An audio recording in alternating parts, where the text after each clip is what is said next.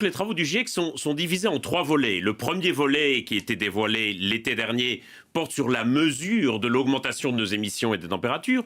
Le deuxième volet, qui a été dévoilé le 28 février, porte sur la question de la vulnérabilité des impacts du changement climatique.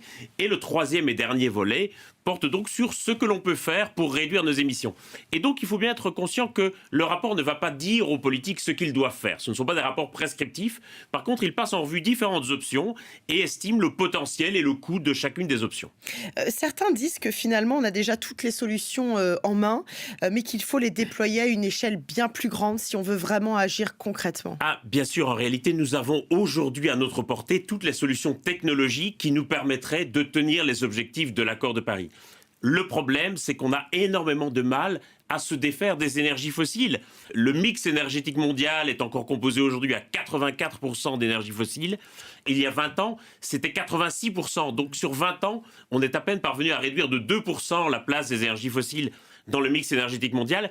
Et on voit précisément à l'occasion de la guerre en Ukraine, vous parlez des sanctions qu'envisage de prendre l'Union européenne dans vos différentes émissions, eh bien vous vous rendez compte à quel point nous sommes encore très dépendants du gaz et du pétrole, au point que nous finançons malgré nous la guerre qui continue en Ukraine.